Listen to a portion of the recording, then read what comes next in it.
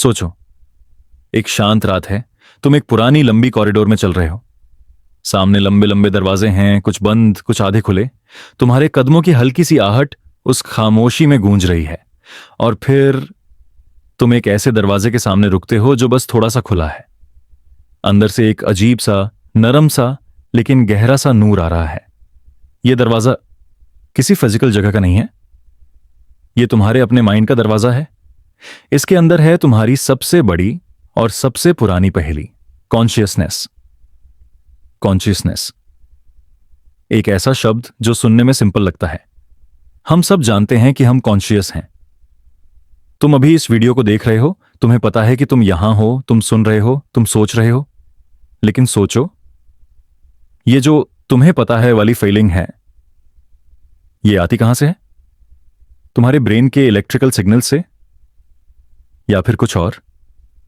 हर सुबह जब तुम उठते हो तुम्हें लगता है कि तुम वही हो जो कल थे। तुम्हारी मेमोरीज, तुम्हारे इमोशंस, तुम्हारी आदतें सब एक साथ मिलकर तुम्हें तुम बनाते हैं। लेकिन कभी सोचा है कि कौन देख रहा है ये सब? कौन है जो तुम्हारे थॉट्स को ऑब्जर्व कर रहा है? साइंस के पास इसका कुछ जवाब है, लेकिन वो इनकम्प्लीट है। हम जानते हैं कि ब्रेन एक कॉम्प्लेक्स मशीन है।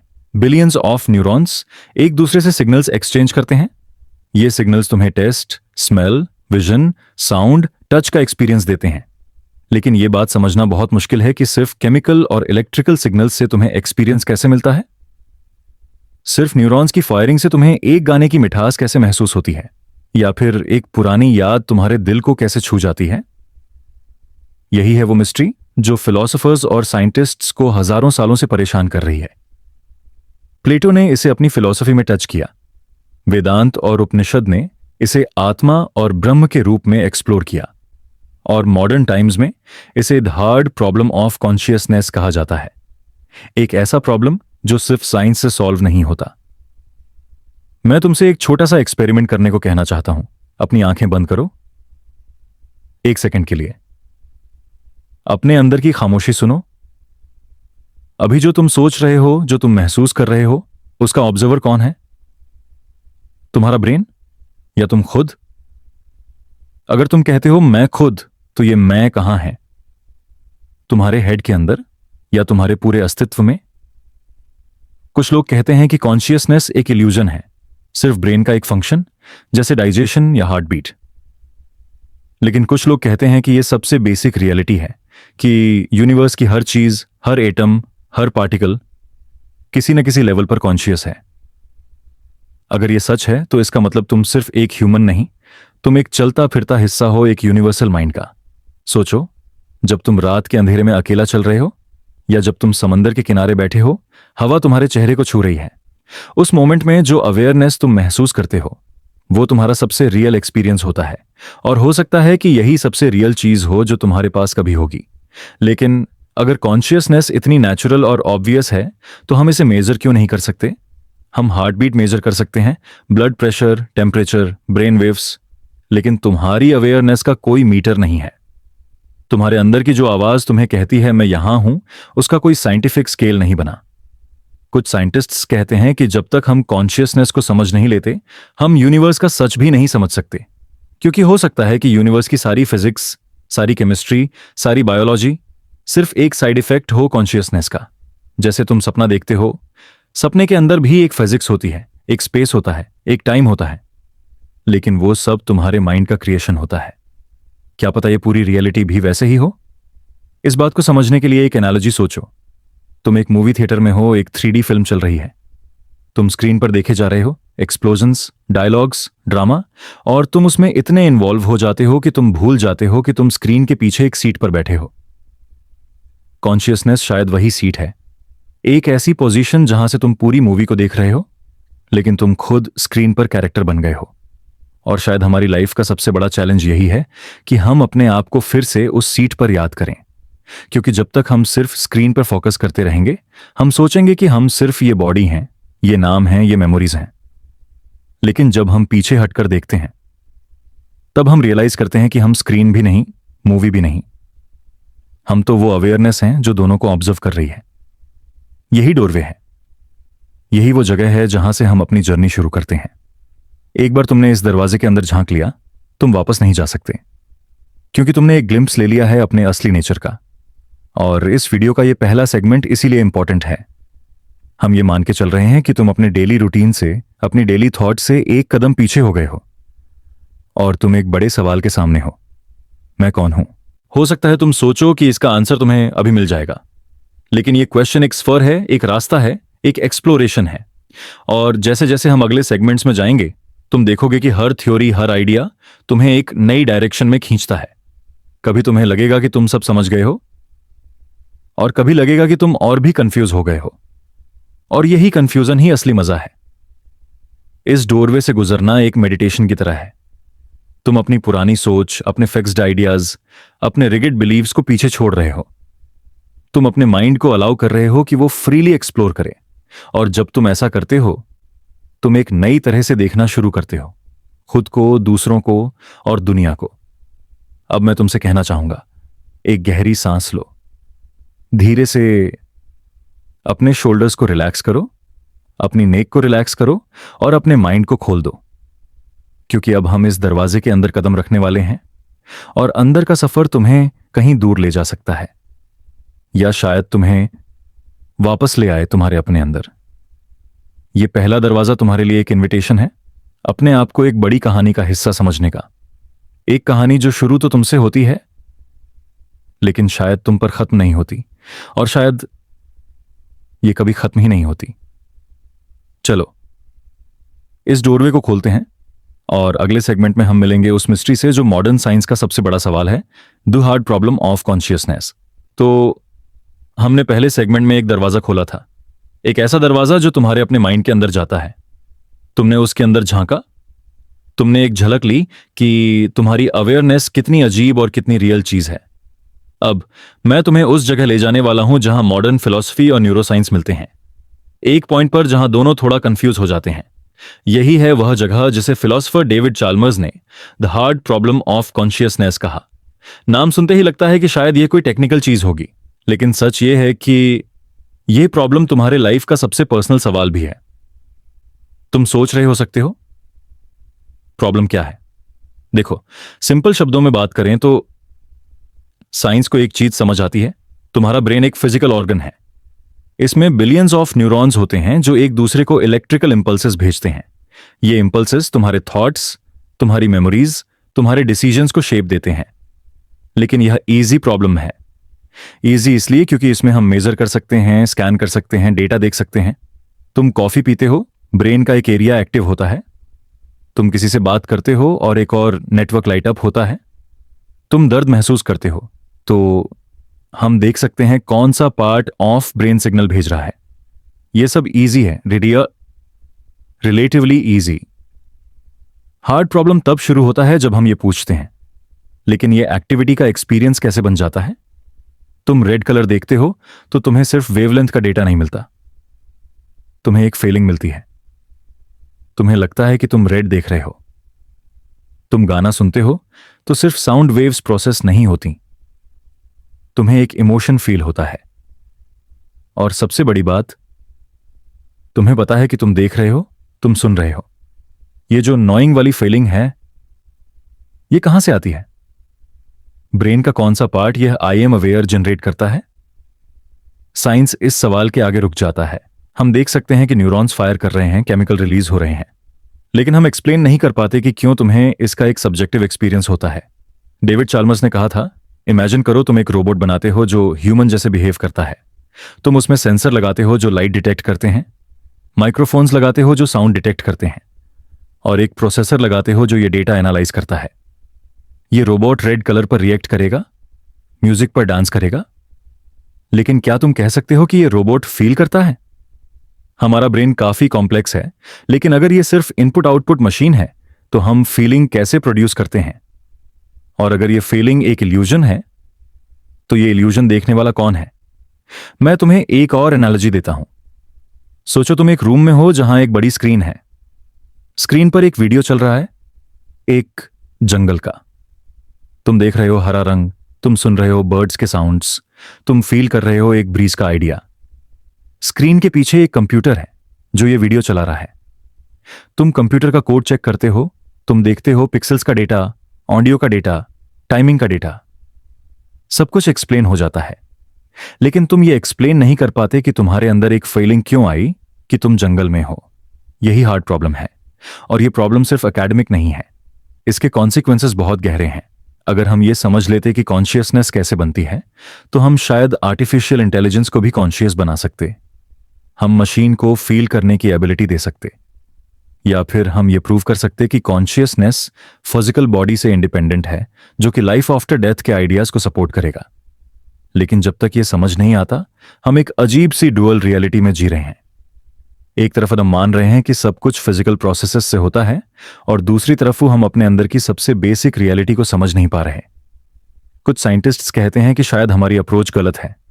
हम सोच रहे हैं कि कॉन्शियसनेस ब्रेन का प्रोडक्ट है, लेकिन हो सकता है कि ब्रेन कॉन्शियसनेस का प्रोडक्ट हो। जैसे एक रेडियो वेव्स को ट्यून करके साउंड बनाता है, हो सकता है ब्रेन एक रिसीवर हो जो कॉन्शियसनेस को ट्यून करता है। सोचो, अगर यह सही है तो इसका मतलब यह है कि तुम्हारी कॉन्शियसनेस तुम्हारे मरने के बाद भी एग्जिस्ट कर सकती है। तुम्हारा ब्रेन बंद हो जाता है, लेकिन तुम्हारा अवेयरनेस कहीं और चला जाता है, जैसे एक चैनल बदल गया। कुछ लोग इस आइडिया को स्पिरिचुअल लैंग्वेज में कहते हैं कि कॉन्शियसनेस इटर्नल है एंड बॉडी एक टेम्परेरी वेसल, और कुछ लोग इसे क्वांटम फिजिक्स से कनेक्ट करते हैं, जैसे कि रियलिटी के सबसे बेसिक पार्टिकल्स में कॉन्शियसनेस का एक सीड होता है। पर यह सब स्पेक्यूलेशन है।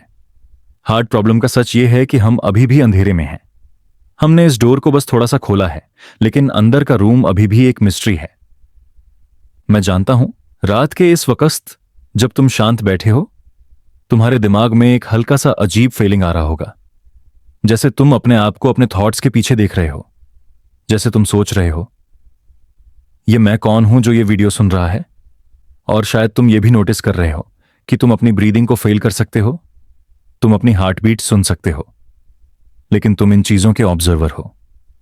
और जब तुम अपने आप को ऑब्जर्वर के रूप में देखते हो, तुम रियलाइज करते हो कि तुम सिर्फ अपना बॉडी नहीं हो, तुम अपना माइंड भी नहीं हो, तुम कुछ और हो, कुछ जो इस सब को देख रहा है। यही फीलिंग डेंजरस भी है एंड लिबरेटिंग भी। डेंजरस इसलिए क्योंकि ये तुम्हारे पुराने असम्पशंस को तोड़ देती है, तुम अब सिंपल आंसर्स से सेटिस्फाई नहीं होते। और लिबरेटिंग इसलिए क्योंकि तुम रियलाइज करते हो कि तुम अपनी सोच से ज्यादा हो। द हार्ड प्रॉब्लम तुम्हें एक छोटे से क्वेश्चन के साथ छोड़ता है। अगर तुम्हारा अवेयरनेस एक फिजिकल चीज नहीं, तो वह क्या है? और अगर वह फिजिकल नहीं है, तो क्या वह इमॉर्टल है? मैं चाहता हूं तुम थोड़ा रुककर इस बात को फील करो। अपनी आंखें बंद करो, अपने अंदर की वह फीलिंग नोटिस करो कि तुम अवेयर हो। इस मोमेंट में तुम अपने सराउंडिंग्स को सुन रहे हो, मेरे वर्ड्स को एब्जॉर्ब कर रहे हो, और तुम्हारे अंदर एक साइलेंट विटनेस है जो ये सब नोट कर रहा है। यही साइलेंट विटनेस ही तुम्हारा सबसे रियल एस्पेक्ट है। और ये जो विटनेस है, ये शायद ड्रीम और रियलिटी में कोई फर्क नहीं करता। और वही हमें ले जाता है हमारे अगले सेगमेंट में, एक पुरानी लेकिन अभी तक अनसॉल्व्ड आर्ग्यूमेंट की तरफ। एक थ्योरी जो ये पूछती है, कैसे पता तुम अभी सपने में नहीं हो? चलो इस डोरवे से निकलते हैं और अगले कमरे में चलते हैं। सोचो, तुम एक रात अपने बिस्तर पर लेटे हो, कमरे में अंधेरा है, बस एक हल्के पीले रंग की स्ट्रीट लाइट की रोशनी खिड़की से आ रही है। बाहर कहीं दूर एक कुत्ता भौंक रहा है, लेकिन तुम्हारा ध्यान वहां नहीं है। तुम्हारी आंखें धीरे धीरे बंद हो रही हैं। तुम सो रहे हो, या शायद तुम सिर्फ सोच रहे हो कि तुम सो रहे हो, और फिर तुम सपने में चले जाते हो। शुरू में सपना बिल्कुल असली लगता है। तुम एक बाजार में चल रहे हो जहां लोगों की भीड़ है, रंग बिरंगी दुकानें हैं, हवा में मसालों की खुशबू है। तुम एक चाय वाले से गर्म चाय लेते हो, उसकी भाप तुम्हारे चेहरे को छू रही है। तुम चुस्की लेते हो, और वो चाय का स्वाद, वो गर्माहट, सब कुछ असली लगता है। पर जैसे ही तुम उठते हो, सब खत्म। बाजार गया, चाय गई, लोग गायब। तुम बस अपने बिस्तर पर हो, एक शांत कमरे में। तुम महसूस करते हो वो सब एक सपना था। अब जरा रुक के सोचो, ये कैसे मुमकिन है कि तुम्हें सपने के अंदर ये बिल्कुल भी महसूस ना हुआ कि ये सच नहीं है? तुमने सपने में चाय का स्वाद महसूस किया, लोगों की आवाज सुनी, खुशबू महसूस की। तुम्हारे दिमाग ने तुम्हें धोखा दे दिया बिना तुम्हें बताए। यही है ड्रीम आर्ग्यूमेंट का सीधा लेकिन डरा देने वाला सवाल। अगर सपने में सब कुछ असली लगता है, तो कैसे पक्का किया जा सकता है कि तुम अभी इस वक्त सपने में नहीं हो? फिलॉसफी में यह सवाल कुछ नया नहीं है। डेस्कार्टेस नाम के फिलॉसफर ने 17वीं सदी में इसी सवाल पर पूरी थ्योरी बनाई थी। उसने कहा था, मैं कैसे कंफर्म करूं कि मैं जाग रहा हूं? क्या पता मेरी जिंदगी का हर पल एक सपना ही हो? और सच कहूं, यह सवाल जितना सिंपल लगता है उतना ही अस्थिर करने वाला है, क्योंकि हम अपनी रियलिटी को वेरीफाई करने के लिए अपनी सेंसेस पर भरोसा करते हैं। देखा, सुना, महसूस किया। लेकिन सपना हमें यह सब दिखाता, सुनाता, महसूस कराता है, बिना किसी बाहरी दुनिया के। एक सेकंड के लिए अपनी आंखें बंद करो और सोचो, क्या पता तुम्हारा आज का दिन, तुम्हारा सुबह उठना, चाय पीना, काम पर जाना, लोगों से बात करना, यह सब एक लंबी कहानी हो जो तुम्हारे दिमाग ने बनाई है, और तुम असल में कहीं और सो रहे हो। और अगर तुम कहोगे कि नहीं, मैं तो जाग रहा हूं क्योंकि मैं कंट्रोल में हूं, तो मैं तुमसे पूछूंगा, सपने में तुम कभी कभी कंट्रोल में होते हो ना? तुम दौड़ते हो, बात करते हो, खाते हो, और तुम्हें लगता है कि यह सब तुम डिसाइड कर रहे हो। लेकिन जैसे ही तुम जागते हो, तुम महसूस करते हो कि तुम्हारे पास कभी भी कंट्रोल नहीं था। तुम बस एक कहानी के अंदर एक कैरेक्टर थे। इस थॉट को जरा और गहरा ले चलते हैं। तुम सपने में कभी मैथ सॉल्व किया है? कभी कोई किताब पढ़ी है? अगर हां, तो तुम नोटिस करोगे कि सपने में लिखा हुआ टेक्स्ट या नंबर स्थिर नहीं रहते। तुम एक बार देखोगे तो कुछ और लिखा होगा, दोबारा देखोगे तो कुछ और। लेकिन सपने के अंदर तुम्हें यह बिल्कुल नॉर्मल लगता है। तुम्हारा दिमाग तुम्हें यह कह देता है कि हां, यह सब सही है। तो अगर तुम्हारा ब्रेन तुम्हें सपने में ऐसे मैनिपुलेट कर सकता है, क्या पता यह अभी भी कर रहा हो। यहां एक और अजीब चीज आती है, समय का भ्रम। सपने में तुम्हें लगता है कि तुमने घंटों का सफर किया, शहर एक्सप्लोर किए, जिंदगी का एक पूरा फेज जिया। लेकिन जब तुम जागते हो तो महसूस होता है कि तुम सिर्फ 10 मिनट सोए थे। मतलब तुम्हारा दिमाग रियलिटी का टाइम और स्पेस दोनों डिस्टॉर्ट कर सकता है। अब सोचो, क्या पता तुम्हारी पूरी जिंदगी एक लम्हा हो किसी और रियलिटी के अंदर। तुम अभी जो रियल लाइफ जी रहे हो, यह किसी और के लिए सिर्फ एक छोटा सा सपना हो। ड्रीम आर्ग्यूमेंट का सबसे बड़ा साइकोलॉजिकल असर यह है कि यह तुम्हारी सर्टेनिटी की नींव को हिला देता है। हम हर दिन मान लेते हैं कि जो मैं देख रहा हूं वो रियल है। लेकिन अगर यह सर्टेनिटी चली गई तो तुम किस पर भरोसा करोगे? अपनी सेंसेस पर, अपनी मेमोरी पर, अपने लॉजिक पर।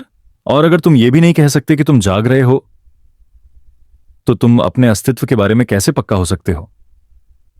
मुझे पता है यह सब सुन के एक अजीब सी फीलिंग आती है, थोड़ा सा डर, थोड़ा सा वंडर, क्योंकि यह तुम्हें अपने कंफर्ट जोन से बाहर निकाल देता है। लेकिन इस अनकंफर्टेबल जगह पर ही हम डीपर ट्रुथ के करीब आते हैं। क्या पता रियलिटी और ड्रीम के बीच कोई क्लियर बाउंड्री ना हो? क्या पता ये दोनों एक ही चीज के दो वर्जन हो, बस तुम्हारे परसेप्शन के एंगल से अलग लगते हो।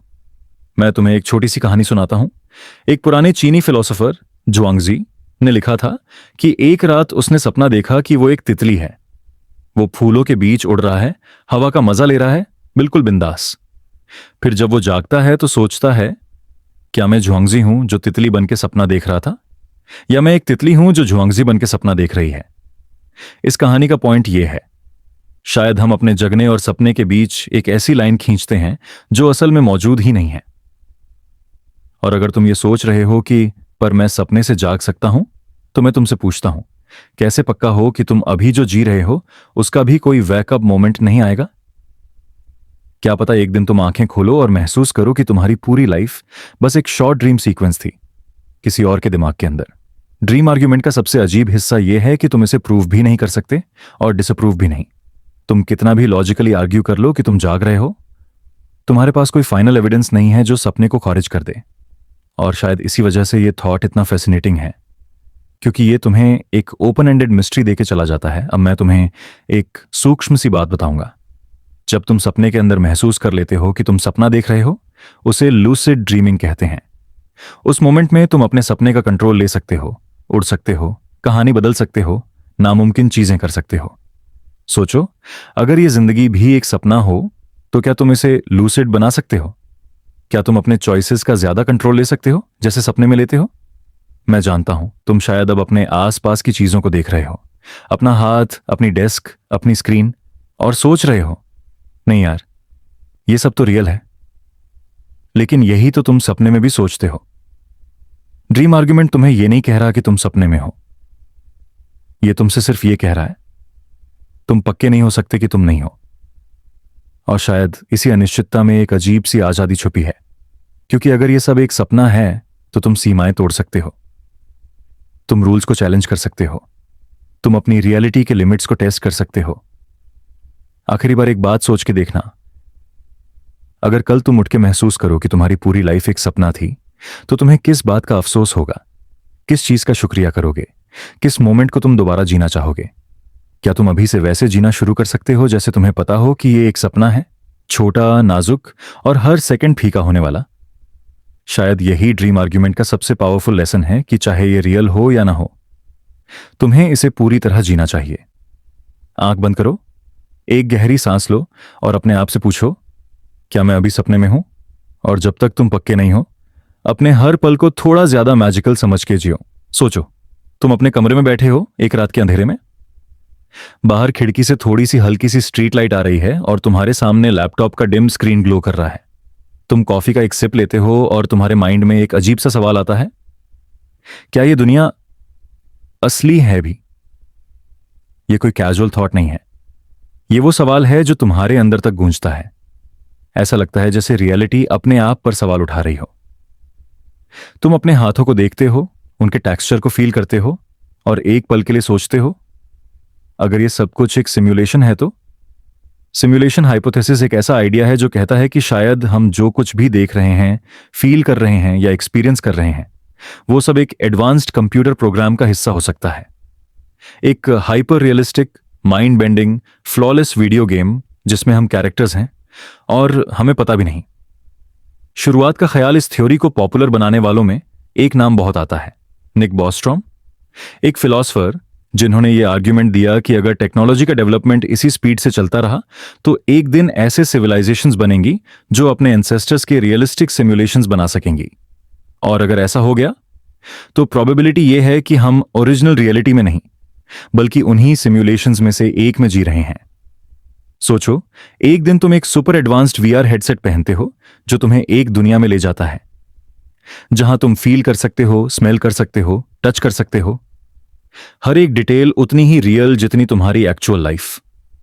अगर तुम उस वर्चुअल वर्ल्ड में पैदा हुए होते तो तुम कैसे जान पाते कि यह गेम है? तुम्हें लगता कि यह तुम्हारी असली दुनिया है। बस इसी तरह अगर हम एक सिमुलेशन में हैं तो हमें कोई भी ग्लिच या प्रूफ की पी तभी मिलेगा जब सिस्टम कोई गलती करे। साइन या ग्लिचेस, कुछ लोग कहते हैं कि डेजा वू शायद एक ग्लिच है, एक मोमेंट जब सिमुलेशन का कोड रिपीट हो गया हो। कभी तुम्हें लगा है कि तुमने कोई सीन पहले देखा है, वही लोग, वही आवाज, वही स्मेल, जैसे किसी ने सेव फाइल लोड कर दी हो। कुछ और लोग कोइंसिडेंस को भी सिमुलेशन के प्रूफ की तरह देखते हैं, जैसे तुम किसी के बारे में सोचो और वो तुम्हें कॉल कर दे, या तुम कोई रेयर चीज का जिक्र करो और वो तुम्हें अगले ही दिन दिख जाए। हो सकता है ये प्रोग्राम की प्रिडिक्टिव एल्गोरिथम का पार्ट हो। और फिर आती है क्वांटम फिजिक्स, जिसमें कुछ एक्सपेरिमेंट्स जैसे डबल स्लिट एक्सपेरिमेंट ये सजेस्ट करते हैं कि पार्टिकल्स तभी डिसाइड करते हैं कि उन्हें कैसे बिहेव करना है जब कोई उन्हें ऑब्जर्व करे। जैसे रियलिटी रेंडर होती है तभी जब तुम उसे देखते हो, बिल्कुल वैसे ही जैसे वीडियो गेम्स में होता है। क्या यह आइडिया पुराना है? सिमुलेशन हाइपोथेसिस एक मॉडर्न टेक बेस्ड वर्जन लगता है, लेकिन यह कॉन्सेप्ट असल में बहुत पुराना है। हिंदुइज्म में माया का कॉन्सेप्ट है जिसमें यह कहा गया है कि दुनिया एक इल्यूजन है, एक पर्दा जो असली रियलिटी को छुपा रहा है। प्लेटो का एलिगरी ऑफ द केव भी इसी बात का एक एंशिएंट वर्जन है। लोग केव में हैं, सिर्फ शैडोज देख रहे हैं और उन्हें लगता है कि वही असली दुनिया है। इसका मतलब शायद हम हमेशा से इस सवाल के साथ जी रहे हैं, जो हम देखते हैं क्या वो सच है या बस एक प्रोजेक्शन, एक डिजाइन, एक कोड है? और अगर हम सच में सिमुलेशन में हैं तो यह थॉट एक तरफ से बहुत स्कैरी लगता है, जैसे तुम्हारे एग्जिस्टेंस की वैल्यू कम हो गई हो। लेकिन एक दूसरे एंगल से देखो तो यह इक्वली लिबरेटिंग भी हो सकता है। अगर हम एक सिमुलेशन में हैं तो इसका मतलब है कि हम किसी और के एक्सपेरिमेंट का हिस्सा हैं और हर एक चैलेंज, हर एक पेन, हर एक खुशी शायद एक पर्पसफुल डिजाइन है। शायद तुम्हारा लाइफ का स्ट्रगल, तुम्हारे फेलियर्स, तुम्हारी अचीवमेंट्स, सब कुछ एक कोड के अंदर लिखा हुआ है। तुम्हारा रोल किसी बड़ी कहानी का एक छोटा हिस्सा हो। जैसे एक मूवी का कैरेक्टर अपने स्क्रिप्ट से बाहर नहीं जा सकता, वैसे ही हम अपने प्रोग्रामिंग से बाहर नहीं जा सकते। जब तक कोई प्लेयर डिसाइड ना करे। कौन हो सकता है प्रोग्रामर? यह सवाल सबसे ज्यादा माइंड ट्विस्टिंग है। अगर हम सिमुलेशन में हैं तो किसने बनाई है? क्या वो एलियन सिविलाइजेशन है? क्या वो फ्यूचर ह्यूमंस हैं जो अपने एंसेस्टर्स को स्टडी कर रहे हैं? या फिर कोई डिवाइन कॉन्शियसनेस जो एक इन्फिनिट कंप्यूटर चला रही है? सोचो, अगर तुम एक साइंटिस्ट होते फ्यूचर में और तुम्हें अपने पास्ट का स्टडी करना होता, तो तुम रियल टाइम ट्रैवल के बजाय एक अल्ट्रा रियलिस्टिक सिमुलेशन बनाते। तुम वेरिएबल्स बदलकर देखते कि हिस्ट्री कैसे इवॉल्व होती। हो सकता है हम उन्हीं एक्सपेरिमेंट्स का एक पार्ट हो, और अगर यह सब एक हायर इंटेलिजेंस ने बनाया है तो हो सकता है यह सिमुलेशन एक स्पिरिचुअल टेस्ट हो, एक तरह का ट्रेनिंग ग्राउंड, एक रियलिटी का प्री लेवल। पर हम कैसे प्रूव करें? यह सब इंटरेस्टिंग लगता है, लेकिन प्रूफ बहुत ट्रिकी है। अगर तुम एक गेम के अंदर हो, तुम गेम के इंजन को डायरेक्टली एक्सेस नहीं कर सकते। तुम सिर्फ गेम के एलिमेंट्स को यूज करके गैस कर सकते हो कि इंजन एग्जिस्ट करता है। कुछ साइंटिस्ट्स सजेस्ट करते हैं कि अगर हम यूनिवर्स के फिजिकल लॉज में पिक्सेलेशन ढूंढ लें, जैसे डिजिटल इमेजेस में होता है, तो शायद वो एविडेंस होगा कि हम एक कोडेड रियलिटी में हैं। स्पेस टाइम का सबसे छोटा यूनिट प्लैंक लेंथ होता है। अगर ये डिस्क्रीट पिक्सल्स की तरह बिहेव करता है तो शायद ये एक हिंट हो। लेकिन प्रॉब्लम यह है कि अगर सिमुलेशन एडवांस्ड इनफ है तो उसके ग्लिचेस या लिमिट्स को डिटेक्ट करना लगभग इम्पॉसिबल है। जैसे एक गेम में एआई कैरेक्टर को कभी पता नहीं चलेगा कि वो रियल नहीं है, हम भी शायद कभी कंफर्म ना कर पाएं। Personal impact. अब तुम सोच रहे होगे, ओके, मान लिया कि हम सिमुलेशन में हैं, लेकिन इसका मेरे लाइफ पे क्या असर है? यह थॉट तुम्हारी प्रायोरिटीज बदल सकता है। अगर तुम एक प्री प्रोग्राम्ड वर्ल्ड में हो तो तुम अपने एक्शंस को एक गेम के मिशंस की तरह देख सकते हो। हर एक चैलेंज एक लेवल अप का चांस है। तुम फेलियर्स को ज्यादा पर्सनली नहीं लोगे, क्योंकि शायद वो बस सिस्टम का नेक्स्ट स्टेज अनलॉक करने का तरीका है।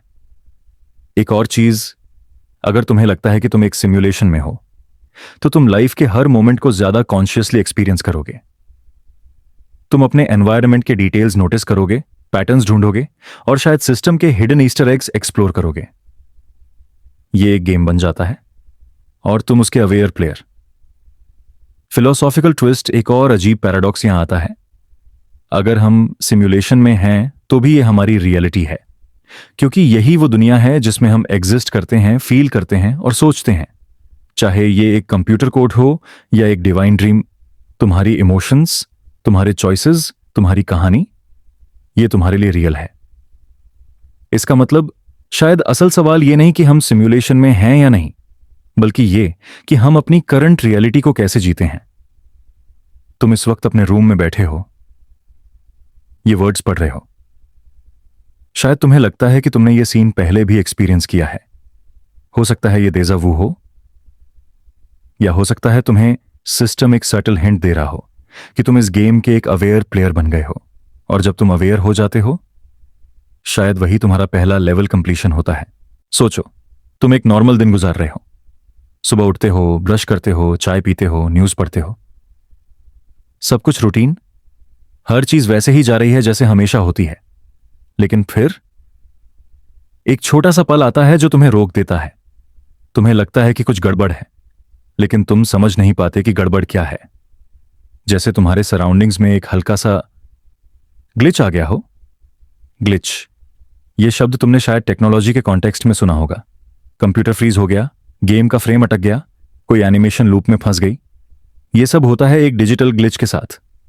लेकिन जब ग्लिच तुम्हारी रियल लाइफ में हो, तब वो सिर्फ एक टेक्निकल प्रॉब्लम नहीं होती, वो एक रियलिटी का फ्रैक्चर होता है। कुछ लोग इसे डेजा वू कहते हैं। एक ऐसा एहसास कि तुमने ये मोमेंट पहले भी देखा है, फील किया है, जिया है। तुम्हारे अंदर एक अजीब सा डाउट जगता है कि शायद तुम्हारे आसपास का सब कुछ रिपीट हो रहा है, जैसे कोई स्क्रिप्ट के अकॉर्डिंग चल रहा हो। तुम एक दोस्त से बात कर रहे हो और वो तुम्हें वही सेंटेंस बोलता है जो तुम्हें लगता है कि उसने पहले भी इसी तरह बोला था। तुम्हारी आंखों के सामने एक बर्ड एक ही ट्रेजेक्ट्री में उड़ती है, बिल्कुल सेम जैसे तुमने कुछ दिन पहले देखा था।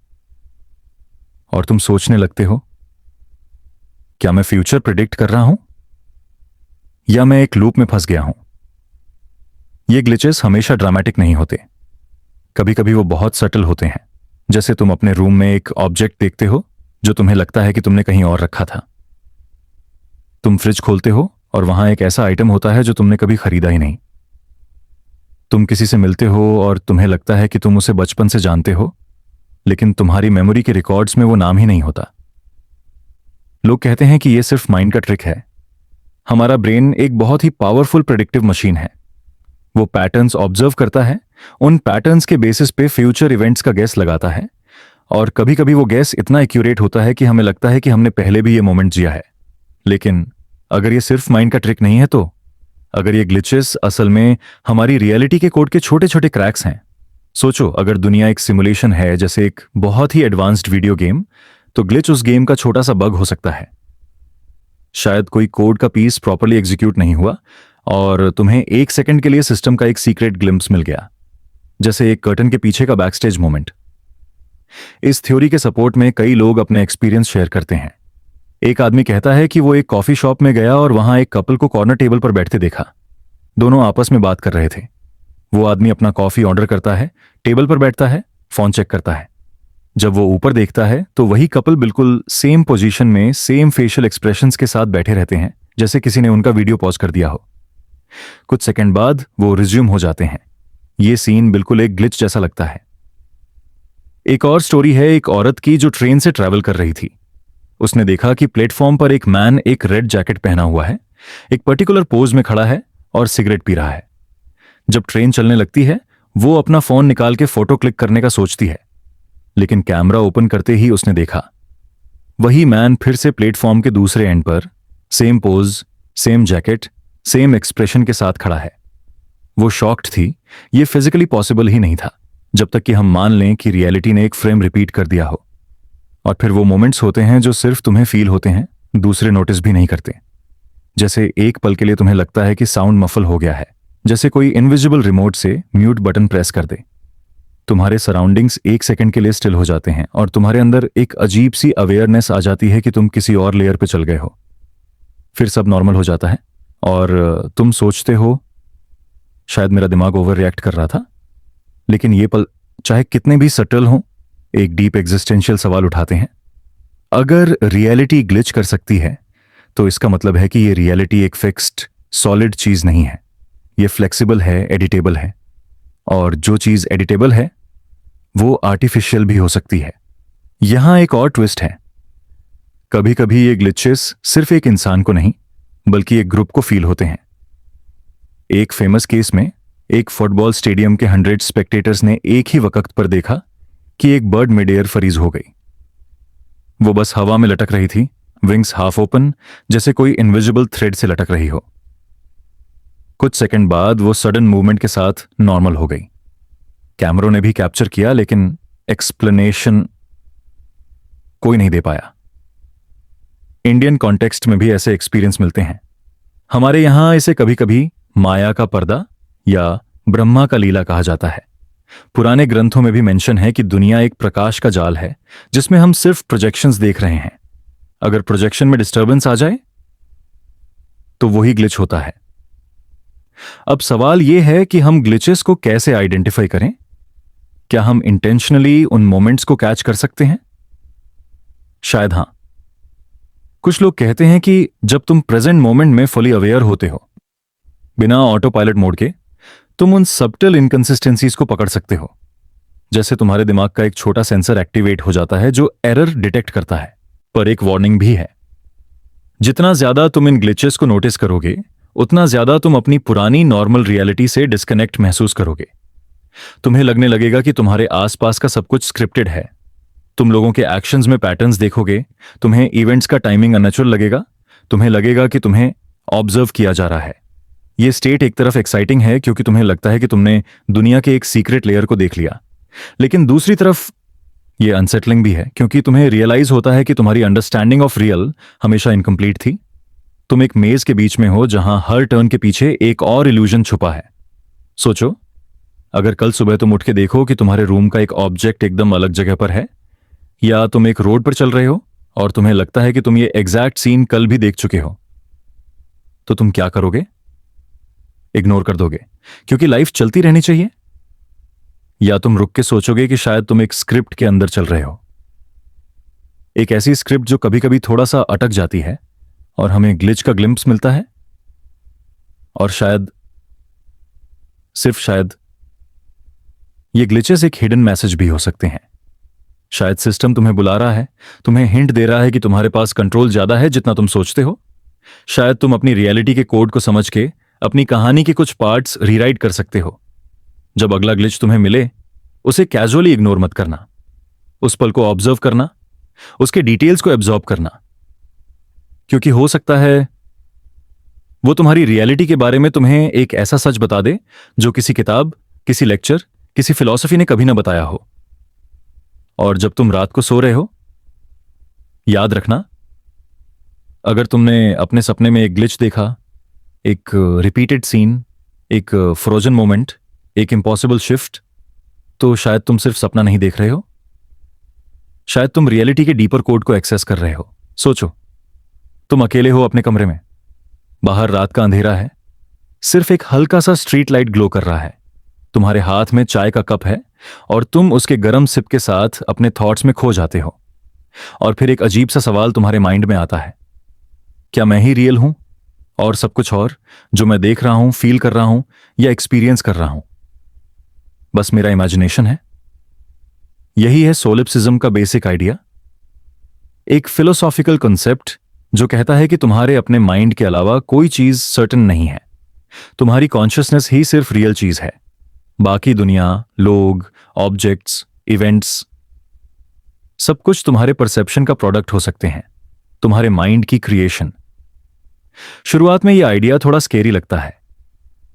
सोचो, तुम एक कॉफी शॉप में हो, तुम्हारे सामने लोग बैठे हैं, तुम उनके डायलॉग सुन रहे हो, एक्सप्रेशंस देख रहे हो। अगर सोलिप्सिज्म सच है तो वो लोग तुम्हारे इमेजिनेशन के प्रोजेक्शंस हैं, तुम्हारे दिमाग का एक क्रिएटिव एक्सपेरिमेंट। तुम्हारे आसपास की दुनिया एक मूवी सेट है और तुम ही इस मूवी के डायरेक्टर, प्रोड्यूसर और ऑडियंस हो। सब कुछ एक ही कॉन्शियसनेस का पार्ट। सोलिप्सिज्म का ओरिजिन पुराना है, फिलोसोफर्स ने इस पर डिबेट किया है सालों से। डिकार्ड्स के famous thought I think therefore I am से शुरू करके यह आइडिया ग्रो हुआ कि तुम्हारे थॉट्स और अवेयरनेस ही एक अनडिनाएबल रियलिटी है। तुम्हारा दिमाग सोचता है, ऑब्जर्व करता है और फील करता है, यही सबसे सर्टेन चीज है।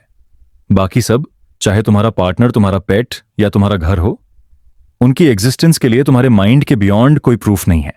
और ये प्रूफ के बिना ही तुम्हारे लिए सब कुछ एक हाइपोथेसिस बन जाता है। जैसे एक साइंटिस्ट के पास थ्योरी है लेकिन एविडेंस मिसिंग है। तुम देखते हो, तुम इंटरैक्ट करते हो और तुम्हें लगता है कि वो रियल है, लेकिन ये तुम्हारे लिए ही रियल है। अब इमेजिन करो, एक सेकंड के लिए तुम एक क्राउडेड स्ट्रीट में हो, लोग आगे पीछे जा रहे हैं, व्हीकल्स चल रहे हैं, हॉकिंग हो रही है, लाइट्स ब्लिंक कर रही हैं। तुम्हें सब नेचुरल लगता है, लेकिन सोलिप्सिज्म के नजरिए से ये सब तुम्हारे माइंड की क्रिएशन है, तुम्हारे अटेंशन का एक आउटपुट। तुम्हारी कॉन्शियसनेस उन्हें रेंडर कर रही है और जैसे ही तुम देखते हो, तुम उन्हें एग्जिस्ट करते देखते हो। अगर तुम ना देखो, क्या वो वहां भी एग्जिस्ट करते हैं?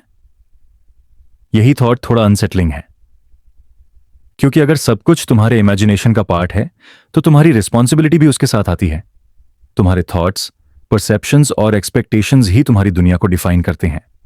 तुम्हारा एंगर, तुम्हारा फियर, तुम्हारी खुशी, ये सब सिर्फ तुम्हारे लिए ही नहीं, तुम्हारी रियलिटी के लिए भी शेपिंग टूल्स हैं। एक और इंटरेस्टिंग पर्सपेक्टिव है इस पर। सोलिप्सिज्म सिर्फ मैं ही रियल हूं नहीं कहता, बल्कि यह एग्जिस्टेंशियल लोनलीनेस का भी आइडिया देता है। तुम्हारे लिए कोई और कॉन्शियस माइंड का सर्टेनिटी नहीं है। तुम्हारे लिए हर चीज एक एक्सटर्नल इंटरैक्शन नहीं, एक इंटरनल रिफ्लेक्शन है। तुम खुद के साथ कांस्टेंट डायलॉग में हो और बाकी सब एक इल्यूजन। सोचो, तुम एक पार्क में बैठे हो, बच्चे खेल रहे हैं, बर्ड्स उड़ रहे हैं, विंड छू रही है। तुम ऑब्जर्व करते हो, स्माइल करते हो, लेकिन क्या यह सब रियल है या तुम्हारे परसेप्शन का एक हार्मोनियस प्रोजेक्शन है, तुम्हारे माइंड के इंटरनल नैरेटिव का रिजल्ट?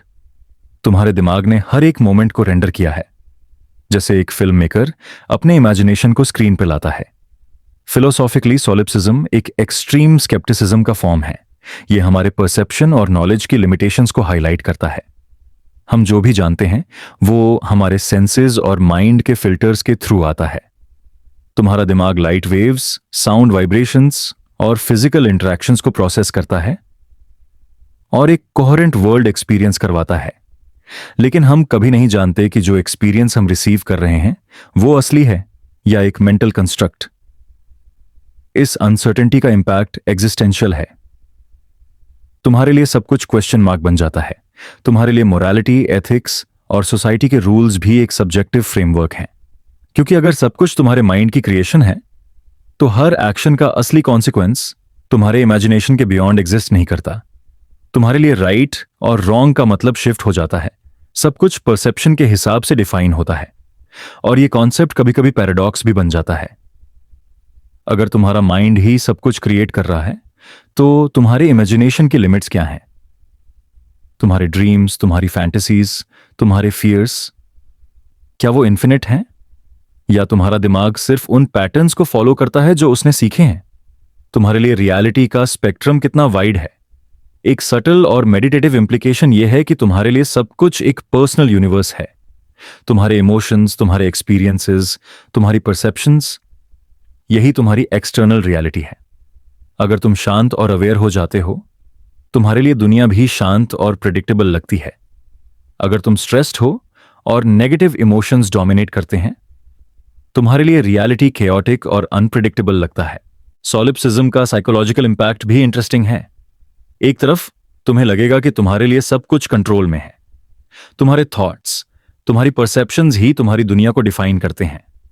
तुम्हारे लिए फियर और एंजाइटी का सोर्स सिर्फ तुम्हारा माइंड है, और अगर तुम अपने माइंड को काम कर दो तुम्हारे लिए सब कुछ शांत हो जाता है। दूसरी तरफ यह लोनली और आइसोलेटिंग भी हो सकता है। तुम्हारे लिए कोई और कॉन्शियस माइंड का सर्टेनिटी नहीं है। तुम्हारे लिए सब इंटरैक्शंस, कन्वर्सेशंस और इमोशंस एक रिफ्लेक्शन है। तुम्हारे लिए सब रियल लाइफ कनेक्शंस एक प्रोजेक्शन का पार्ट लगते हैं। और यही करिश्मा है सोलिप्सिज्म का। यह तुम्हें अपने माइंड के डीपेस्ट लेयर्स के साथ कनेक्ट करता है। तुम रियलाइज करते हो कि तुम्हारी अवेयरनेस ही सबसे वैल्यूएबल चीज है।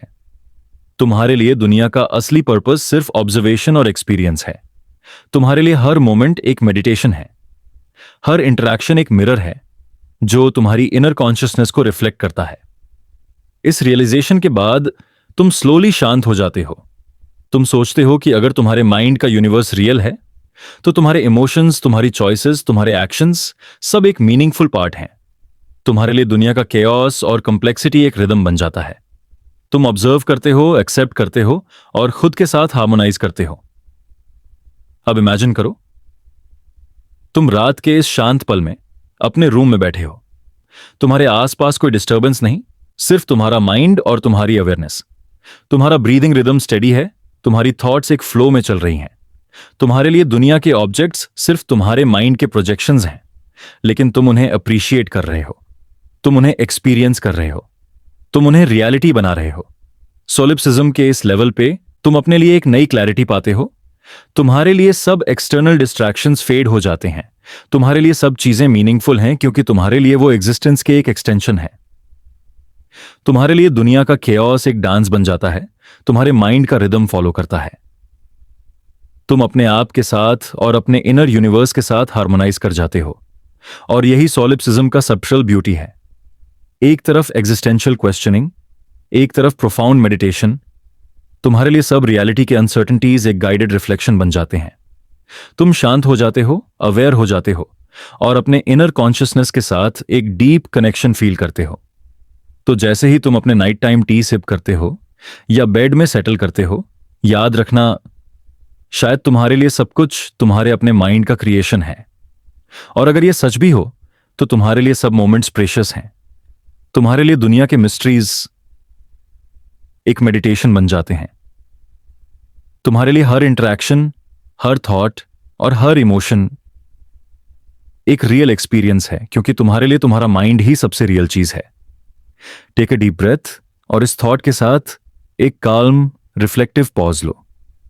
तुम्हारे लिए यह अवेयरनेस एक जेंटल लैंप की तरह ग्लो कर रही है जो तुम्हारे इनर यूनिवर्स को सॉफ्टली इल्यूमिनेट कर रही है।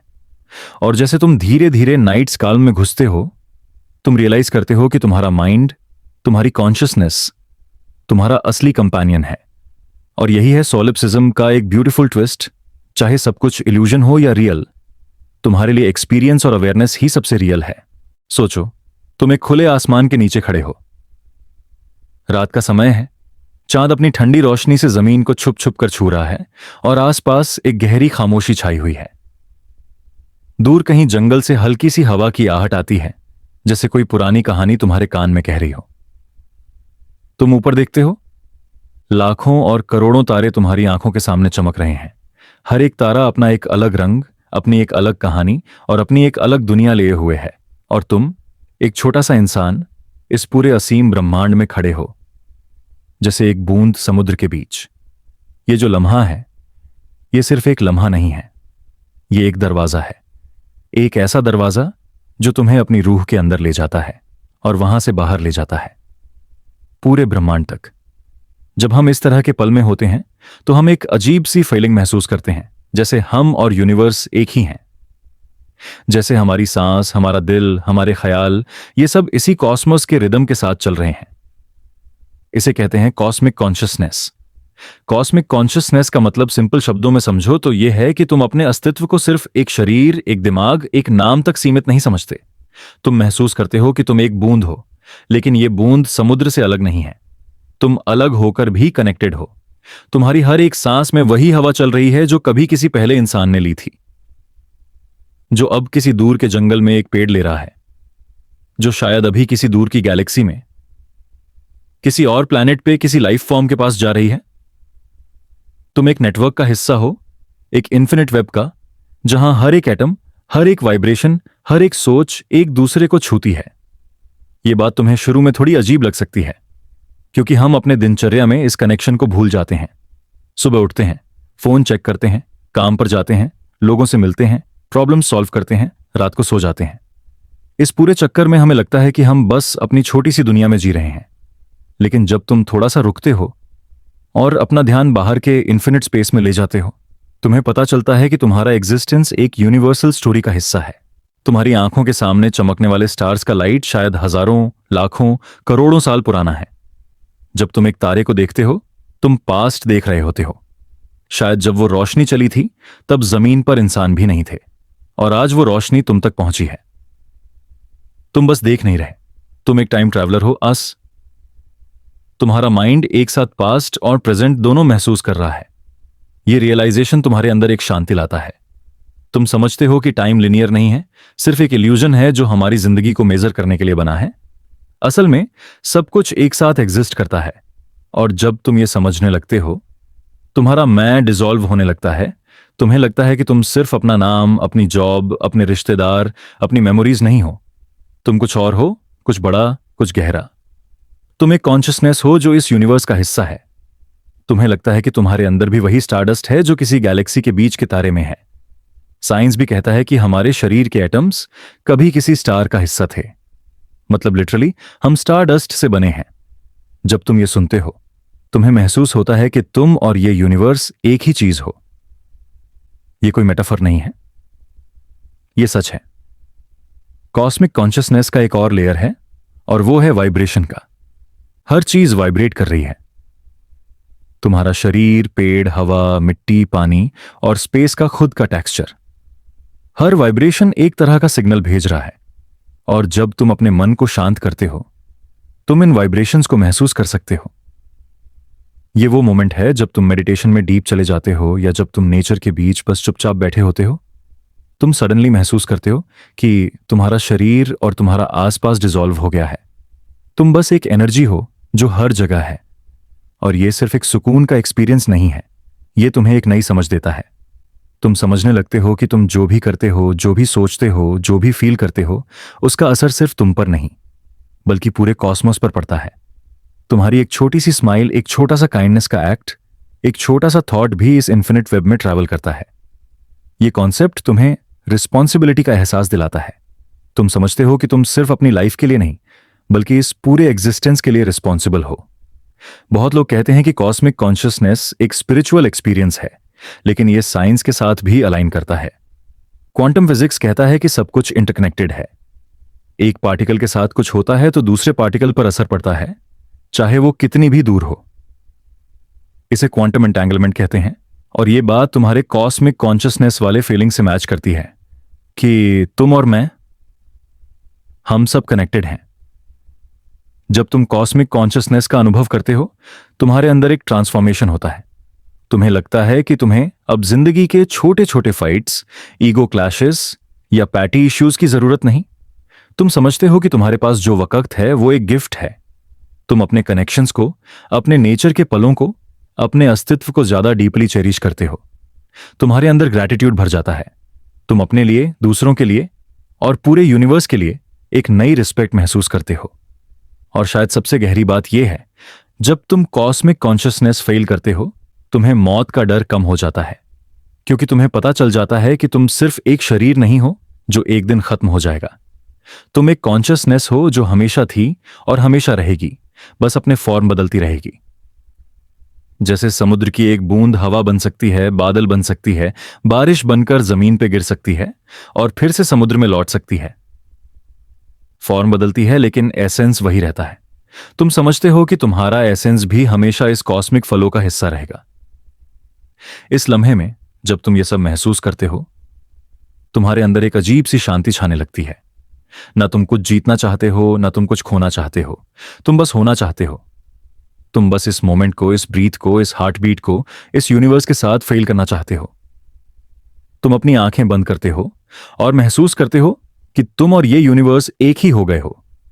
ना कोई बाउंड्री, ना कोई अलगपन, सिर्फ एक इन्फिनिट प्रेजेंस।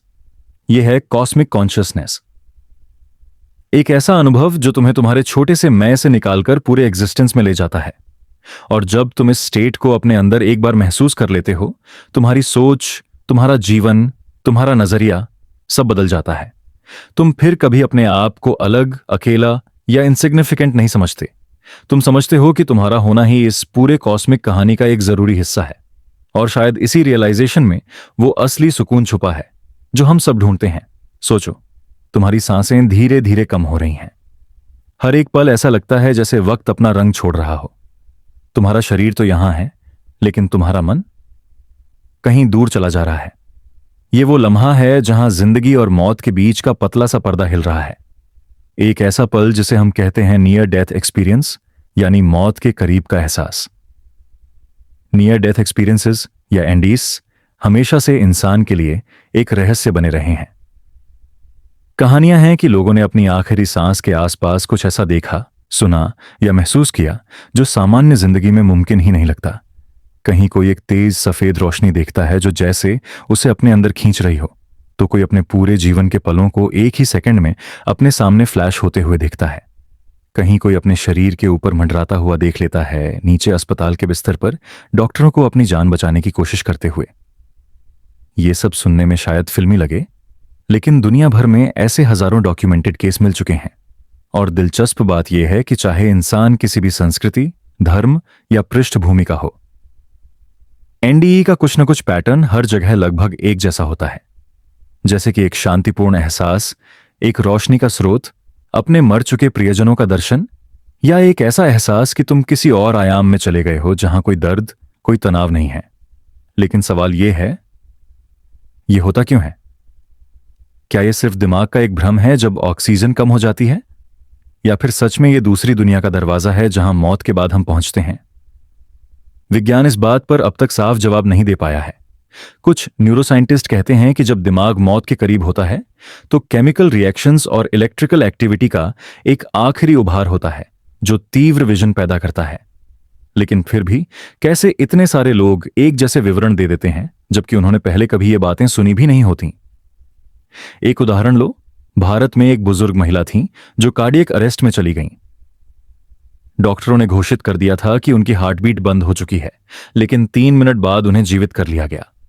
जब होश में आईं तो उन्होंने बताया कि वो एक लंबी सुरंग से गुजर रही थीं, जिसके आगे एक चमकीली सुनहरी रोशनी थी। उस रोशनी में उन्होंने अपने मर चुके पति को देखा, जो उन्हें कह रहे थे कि अभी तुम्हारा वक्त नहीं आया। जब उनसे पूछा गया कि सुरंग और रोशनी का दृश्य कहां देखा, तो उन्होंने सिर्फ एक शांत सी मुस्कान दी और कहा, वहां कोई डर नहीं था, सिर्फ सुकून था। पश्चिमी देशों में भी ऐसे मामले काफी मिलते हैं। एक अमेरिकी ट्रक ड्राइवर का हादसा हुआ। उसका ट्रक खाई में गिर गया। जब वो जिंदा हुआ, उसने बताया कि उसने अपने शरीर को नीचे फंसा हुआ देखा और खुद को हवा में ऊपर जाता हुआ महसूस किया। उसके आसपास एक बेपनाह शांति थी। लेकिन उसने अपने बच्चों की तस्वीर देखी और जैसे किसी ने उसे जोर से नीचे खींच लिया हो, वो वापस अपने शरीर में लौट आया। इन कहानियों में एक भावनात्मक गहराई होती है जो सुनने वाले को अंदर तक हिला देती है। क्योंकि चाहे तुम विश्वास करो या न करो, एक चीज आम है। लोग कहते हैं कि एनडीई के बाद उनकी जिंदगी हमेशा के लिए बदल गई। जो पहले छोटी छोटी बातों पर गुस्सा हो जाते थे, अब उन्हें वो बातें छोटी लगने लगती हैं। जो पहले भौतिक चीजों के पीछे भागते थे, अब वो ज्यादा आध्यात्मिक हो जाते हैं। ये सोच के ही अजीब लगता है कि एक छोटा सा पल जो मौत के बिल्कुल करीब होता है, तुम्हारे पूरे जीवन का मतलब बदल सकता है। शायद इसलिए लोग कहते हैं, तुम तब तक सच में जीना शुरू नहीं करते जब तक तुम मौत के करीब नहीं पहुंचे हो। मगर एक और पहलू भी है जो थोड़ा अस्थिर कर देने वाला है। कुछ लोगों का अनुभव शांतिपूर्ण नहीं होता। कुछ एनडीईज में लोग एक अंधेरी जगह, यानी एक अंधेरा खालीपन महसूस करते हैं, जैसे वो किसी वॉइड में अटक गए हों। कहीं लोग कहते हैं कि उन्हें एक तीव्र डर का एहसास हुआ, जैसे वो किसी बुरी जगह जा रहे हों। इस तरह के अनुभव कम होते हैं, लेकिन होते हैं, और वो सुनने में और भी ज्यादा डरावने लगते हैं। मैं तुमसे एक सीधा सवाल पूछता हूं, अगर तुम्हें पता हो कि तुम मौत के करीब जा चुके हो और वहां तुमने कुछ ऐसा देखा जो जिंदगी में संभव नहीं है, तो क्या तुम अपने आप को वहीं पुराना मान पाओगे? शायद इसलिए एनडीई एक मनोवैज्ञानिक और आध्यात्मिक दोनों तरह का घटना है। एक तरफ तुम्हारा दिमाग विज्ञान के नियमों का पालन कर रहा होता है, दूसरी तरफ तुम्हारा मन एक ऐसी यात्रा पर होता है जहां तर्क का कोई काम नहीं। भारतीय आध्यात्मिक परंपराओं में भी एनडीई जैसे विचारों का जिक्र है। उपनिषदों में लिखा है कि जब प्राण शरीर से निकलता है तो एक अलग लोक का दर्शन होता है। बौद्ध धर्म में भी बार्डो का विचार है, जो मृत्यु और पुनर्जन्म के बीच की एक अवस्था है। और ये बातें बिल्कुल मेल खाती हैं उन आधुनिक एनडीई वर्णनों से जो लोग आज दे रहे हैं। विज्ञान कहता है कि जब तुम्हारा दिमाग अत्यधिक तनाव या ऑक्सीजन की कमी में होता है तो तुम हेलुसिनेशन देखते हो। लेकिन मैं तुम्हें एक मोड बताता हूं। कुछ एनडीई सर्वाइवर्स ने ऐसे विवरण बताए हैं जो भौतिक रूप से सत्यापित हुए। जैसे कि एक मरीज ने बताया कि उसने अस्पताल की छत पर एक लाल टूल बॉक्स देखा जब वो अपने शरीर के ऊपर तैर रहा था। जब अस्पताल स्टाफ ने जांच की, टूल बॉक्स वहां सच में था और मरीज के लिए इसे देखना असंभव था क्योंकि वो ऑपरेशन थिएटर के अंदर बेहोश था। अब तुम तय करो, यह सिर्फ संयोग था या फिर कुछ और? कुछ शोधकर्ताओं का मानना है कि एनडीई हमें यह बताने की कोशिश करते हैं कि जिंदगी सिर्फ ये नहीं जो हम देख रहे हैं। हो सकता है कि मौत के बाद एक निरंतरता हो, एक और चरण, एक और वास्तविकता जो हम समझ नहीं पा रहे। और शायद इसलिए लोग एनडीई के बाद अपनी जिंदगी में कृतज्ञता और करुणा ले आते हैं। मैं तुम्हें एक आखिरी कहानी सुनाता हूं। एक युवा पर्वतारोही हिमालय में चढ़ाई करते हुए एक हादसे में गिर गया। उसका शरीर एक लेज पर अटक गया, लेकिन वो बेहोश हो गया। जब उसने अपना अनुभव बताया, उसने कहा कि उसने एक आवाज सुनी जो कह रही थी, वापस जाओ, तुम्हारा काम अभी पूरा नहीं हुआ। और जब उसकी आंख खुली, उसके आसपास रेस्क्यू टीम थी। आज वो लड़का हर साल वहां जाता है, लेकिन अब पहाड़ जीतने के लिए नहीं, कृतज्ञता के लिए। शायद यही एनडीई का असली संदेश है। तुम वापस आते हो एक नए नजरिए के साथ, एक नई इज्जत के साथ जिंदगी के लिए, क्योंकि तुम एक पल के लिए वहां जा चुके हो जहां से ज्यादातर लोग कभी लौट के नहीं आते। और जब तुम इतना करीब जा चुके हो मौत के, तब तुम्हें समझ आता है कि जिंदगी का असली मतलब सिर्फ सरवाइव करना नहीं है, बल्कि सच में जीना है। सोचो, तुम रात के एक ऐसे पल में बैठे हो जहां हर चीज शांत है। फैन का हल्के से घूमना, दूर से एक कुत्ते का भौंकना, शायद किसी गाड़ी का हॉर्न, लेकिन तुम्हारा फोकस इन आवाजों पर नहीं है। तुम बस अपने अंदर जा रहे हो, अपने ख्यालों की गहराइयों में। और वहां तुम एक सवाल से टकराते हो, क्या वक्त वाकई रियल है या सिर्फ एक इल्यूजन? हम सब अपनी जिंदगी का हर पल घड़ी की सुई से नापते हैं। सुबह 8 बजे का अलार्म, दोपहर का लंच, शाम का ऑफिस का छुट्टी का टाइम, हर दिन एक शेड्यूल के हिसाब से बिताते हैं। लेकिन अगर मैं तुमसे कहूं कि शायद यह पूरा कॉन्सेप्ट जो तुम वक्त के बारे में जानते हो, बस एक ह्यूमन मेड कंस्ट्रक्ट है, एक तरह का मेंटल फ्रेमवर्क जो हमने बनाया ताकि हम अपनी जिंदगी को समझ पाएं। देखो, वक्त का असली कॉन्सेप्ट समझना थोड़ा मुश्किल है क्योंकि हम इसे एक लिनियर चीज के रूप में देखते हैं, पास्ट, प्रेजेंट, फ्यूचर, जैसे एक सीधी लाइन जिसमें हम सिर्फ एक डायरेक्शन में चल सकते हैं।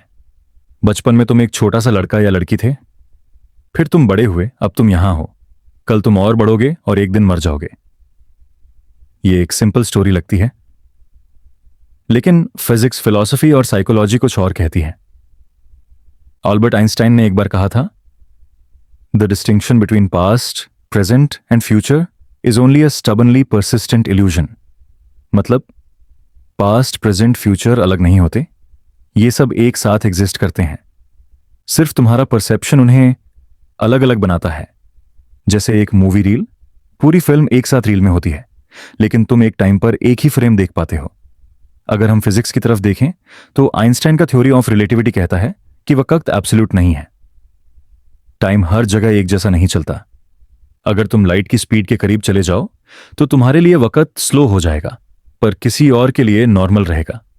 इस इफेक्ट को टाइम डायलेशन कहते हैं। इसका मतलब तुम एक स्पेसशिप में जाकर सिर्फ 5 साल एक्सपीरियंस करोगे, लेकिन जब तुम वापस आओगे तो धरती पर शायद 50 साल बीत चुके होंगे। समझ रहे हो? तुम्हारा अभी किसी और का बहुत देर बाद हो सकता है, पर सिर्फ फिजिक्स ही नहीं, तुम्हारा माइंड भी वक्त को डिस्टॉर्ट करता है। कभी तुमने नोटिस किया है कि बचपन की छुट्टियां कितनी लंबी लगती थीं और अब साल के साल पता ही नहीं चलते? साइकोलॉजिस्ट कहते हैं कि जब हम छोटे होते हैं, हम हर चीज पहली बार एक्सपीरियंस कर रहे होते हैं। हर मोमेंट नया होता है, इसलिए दिमाग उसे डिटेल में रिकॉर्ड करता है। रिजल्ट, वो पल लंबी मेमोरी बन जाते हैं। जैसे जैसे हम बड़े होते हैं, जिंदगी रिपीटेटिव लगती है।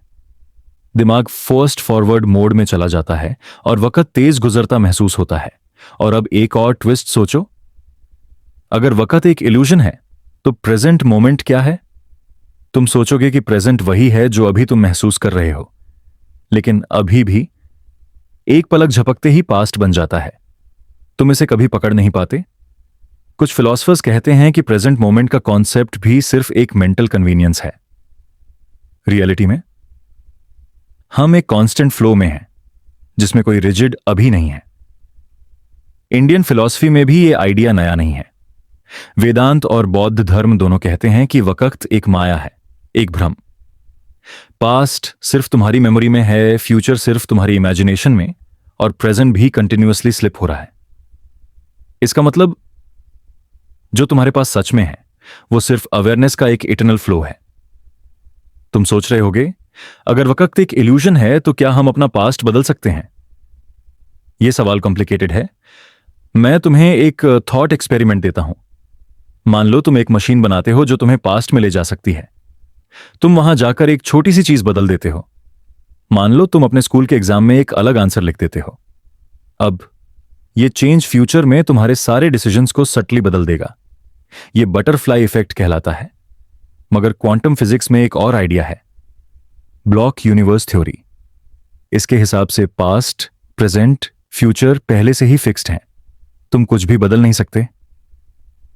तुम सिर्फ एक प्री रिटन स्क्रिप्ट के फ्रेम देख रहे हो, बस ऑर्डर तुम्हारे परसेप्शन का है। और यह बात समझकर तुम्हें शायद एक अजीब सी फ्रीडम का एहसास होगा। सोचो, अगर वक्त एक इल्यूजन है तो तुम जो जल्दी करने की टेंशन लेते हो, जो तुम लेट होने का प्रेशर महसूस करते हो, वो सब बस एक मेंटल ट्रैप है। तुम जैसे हो, जिस जगह हो, जिस मोमेंट में हो, वही तुम्हारा पूरा यूनिवर्स है। बाकी सब या तो मेमोरी है या इमेजिनेशन। पर यह रियलाइजेशन इजी नहीं होती, क्योंकि हमारा पूरा सोशल सिस्टम टाइम के कॉन्सेप्ट पर बेस्ड है। ट्रेन का शेड्यूल, ऑफिस का टाइमिंग, टीवी शोज का एयर टाइम, यह सब एक कलेक्टिव अग्रीमेंट है। अगर तुम सडनली कह दो कि टाइम तो इल्यूजन है, मैं ऑफिस लेट आया तो क्या हुआ? तुम्हारा बॉस शायद तुम्हें समझेगा नहीं। इसलिए शायद वक्त एक इल्यूजन होने के बावजूद प्रैक्टिकल दुनिया में तुम्हें उसका रिस्पेक्ट करना पड़ता है। लेकिन तुम अपने पर्सनल लाइफ में इस इल्यूजन का फायदा उठा सकते हो। जब तुम एंग्जाइटी फील करते हो कि फ्यूचर में क्या होगा, तुम खुद को याद दिला सकते हो कि फ्यूचर अभी एग्जिस्ट ही नहीं करता। तुम उसके बारे में जो भी सोच रहे हो वो सिर्फ तुम्हारे माइंड का एक मूवी ट्रेलर है, और ट्रेलर्स कभी पूरी फिल्म का सच नहीं बताते।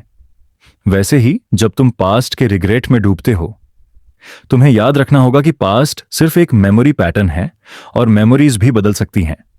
साइंस कहता है कि जब भी तुम एक मेमोरी रिकॉल करते हो, तुम उसमें थोड़ा चेंज करते हो, फिर उस अपडेटेड वर्जन को स्टोर कर लेते हो। मतलब तुम्हारा पास्ट हर बार थोड़ा अलग होता है जब तुम उसे याद करते हो। एक और इंटरेस्टिंग चीज, जब तुम डीपली मेडिटेटिव स्टेट में होते हो या किसी चीज में इतने लॉस्ट होते हो कि तुम्हें वक्त का पता ही नहीं चलता, तब तुम अपने नेचुरल परसेप्शन ऑफ टाइम से बाहर आ जाते हो। आर्टिस्ट्स, म्यूजिशियंस और एथलीट्स इस स्टेट को फ्लो कहते हैं। इसमें तुम्हारे ब्रेन का इंटरनल क्लॉक स्लो या फर्स्ट हो जाता है। कुछ लोग कहते हैं कि यह वही स्टेट है जहां तुम सच के करीब होते हो, क्योंकि तुम मोमेंट को बिना घड़ी के मेजर किए एक्सपीरियंस कर रहे होते हो। अब एक बार फिर सोचो, तुम्हारी जिंदगी में कितने डिसीजन सिर्फ इसलिए होते हैं क्योंकि तुम टाइम के प्रेशर में होते हो। शादी का डिसीजन क्योंकि अब एज हो गई है। करियर स्विच नहीं करते क्योंकि अब लेट हो गया। या किसी से मिलना पोस्टपोन कर देते हो क्योंकि टाइम नहीं है। अगर वक्त एक इल्यूजन है तो यह प्रेशर भी एक इल्यूजन है। तुम्हारे पास सिर्फ यह मोमेंट है और तुम यह मोमेंट कैसे जीते हो, वही तुम्हारी रियलिटी बनाता है।